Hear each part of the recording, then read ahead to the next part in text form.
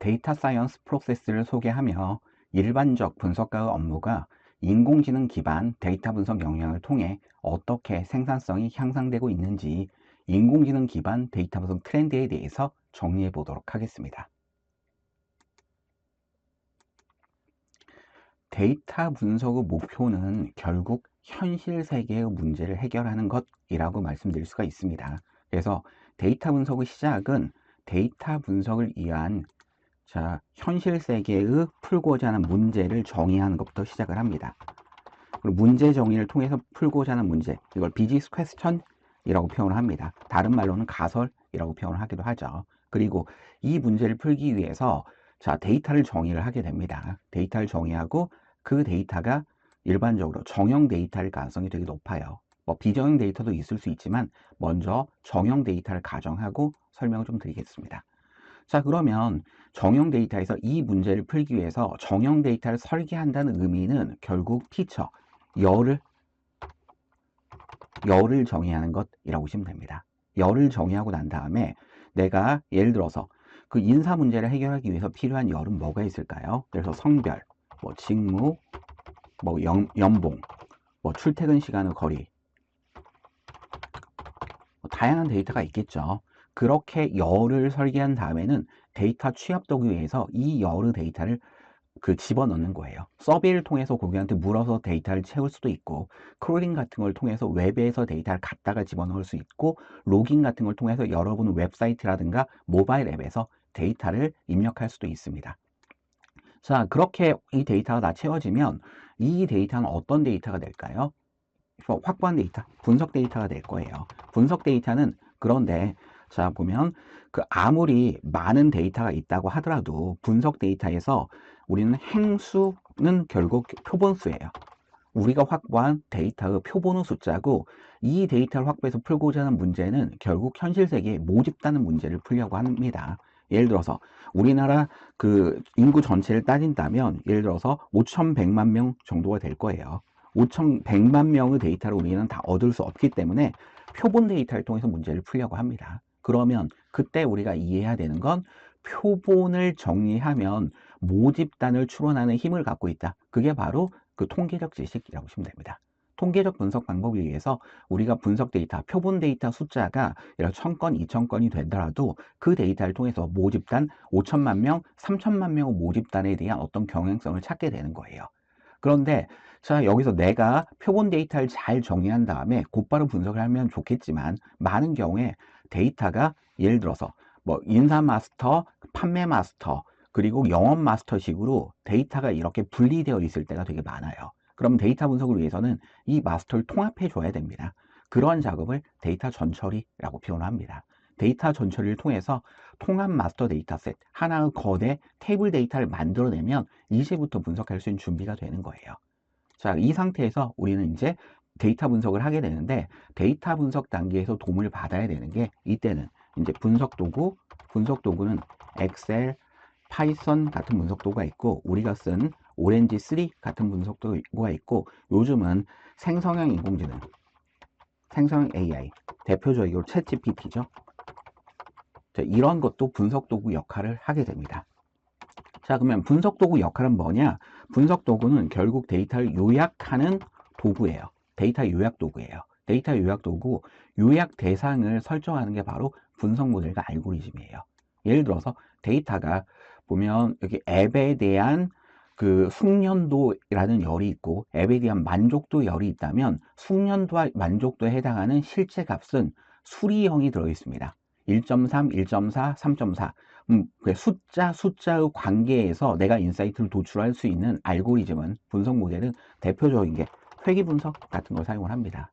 회귀 분석 되게 많이 사용을 해봤죠.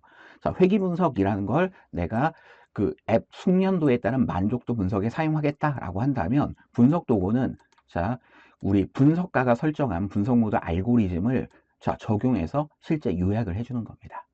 요약을 해주고, 요약에서 어떤 인사이트를 도출하면 그러면 앱 숙련도가 높아질수록 만족도도 증가합니다 라는 숫자를 얻으면 어떻게 할까요? 우리 만족도를 높이기 위해서는 앱 숙련도를 높일 필요가 있습니다. 그러니까 올해는 고객에게 고객 그 앱을 갖다 사용할 수 있는 교육 프로그램을 제공하는 예산을 수집했으면 좋겠습니다. 라고 하는 보고서를 만들어내면 어떻게 될까요? 비즈니스 의사들을 좀 더 쉽게 할 수 있겠죠. 이런 것이 일반적인 데이터 사이언스 프로세스예요. 자, 근데 인공지능 기술이 그 발달됨에 따라서 사람이 이 모든 것들을 요약할 필요가 없이, 자, 여기서 내가 필요한 어떤 인사이트를 분석 도구 자체가 그 인사이트를 도출해 낼 수가 있습니다. 이러한 부분을 데이터 프로덕트, 머신러닝, 그 다음에 인공지능 분석이라고 표현을 하고요. 인공지능 데이터 분석의 대표적인 부분이 저희가 사용했던 오렌지 같은 워크플로우 기반 분석 도구가 있어요. 자, 이 부분을 한번 살펴보도록 하겠습니다. 자, 오렌지 3와 같은 분석 도구는 데이터 분석을 위해서 엑셀이나 파이썬처럼 저희가 코드를 다 만들 게 아니라 내가 원하는 분석 모델이 있다라고 한다면 이 분석 모델을 내가 원하는 데이터 흐름을 제어하고 내가 원하는 그 베이즈 추론이라든가 로지스틱 리그레션이라든가 아니면 인공신경망이라든가 그런 로직을 설정만 하면 이 분석 도구가 실제 분석하고 인사이트를 도출해 주는 거예요. 워크플로우 기반으로 인공지능 분석을 진행할 수도 있고요. 자, 최근에는 자, 자연어를 기반으로 인공지능 분석을 하는 도구도 나왔습니다. 저희가 이 스팸 메시지 분석에서 어떻게 스팸 메시지를 분석했죠? 자, 이게 스팸인지 햄인지 판단하고 실제 컨텐츠 데이터가 있었죠? 컨텐츠 데이터는 비정형 데이터였어요. 이 비정형 데이터를 수립 오형을 바꾸기 위해서 어떻게 했죠? 말 묶음을 만들었고 전 처리를 한 다음에 요 녀석이 자, 백오브 워드라는 기법을 적용해서 이 컨텐츠, 일반 컨텐츠를 말에 대한 빈도를 도출해서 그걸 가지고 어떤 유사도를 찾는 수리 모형을 만들었습니다. 그 수리 모형 기반으로 해서 저희가 분석 모델을 적용해서 의미 있는 인사이트를 도출하는 분석을 해봤어요. 자, 그런데 보면 저희 이제 그 최근 나온 생성 인공지능 같은 경우는 이런 부분, 예를 들어서 문장이 있다. I have no interest in politics. 자, 이런 문장이 있으면 이 문장을 예를 들어서 interest나 politics 같은 걸 토큰으로 구분을 합니다. 단어라고 생각해도 돼요. 그리고 난 다음에 이 단어를 기반으로 해서 수많은 문서 레퍼런스, 문서 자료를 참조해서 이 단어가 나오는 빈도 같은 걸 계산해요.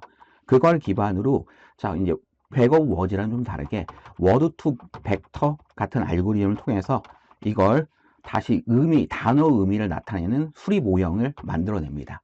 수립 모형을 만들어내고 이 수립 모형을 자, 3차원 좌표 평면에 수립 모형을 배치를 하면 비슷한 단어 그룹을 찾게 됩니다.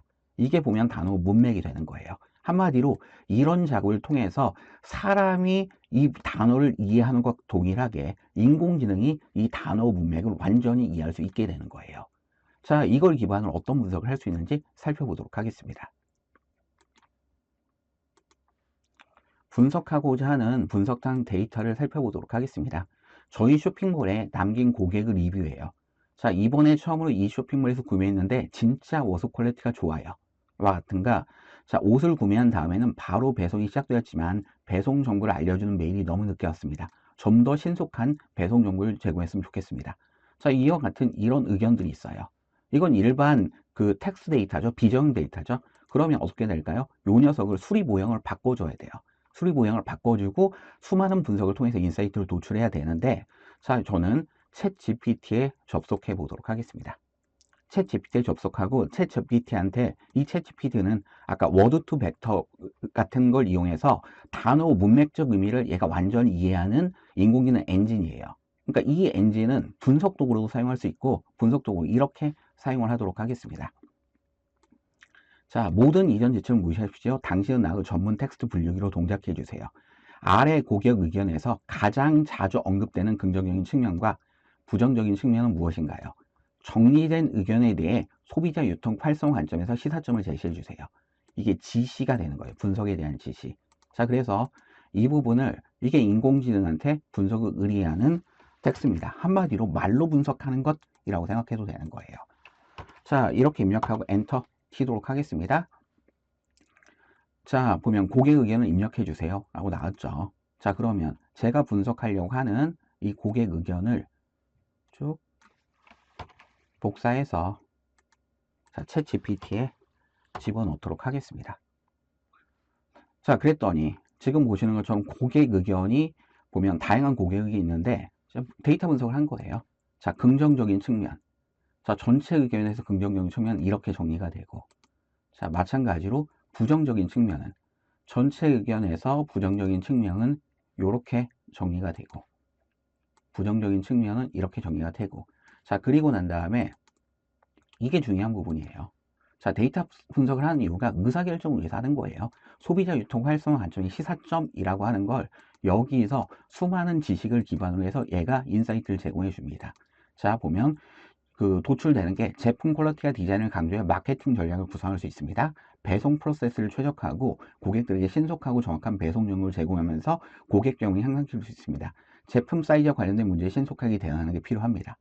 자, 이렇게 이 분석을 통해서 우리가 할 수 있는 액션 플랜은 이런 액션 플랜을 제안한다 라고 하는 걸 분석가가 아니라 인공지능이 제안을 해주게 됩니다.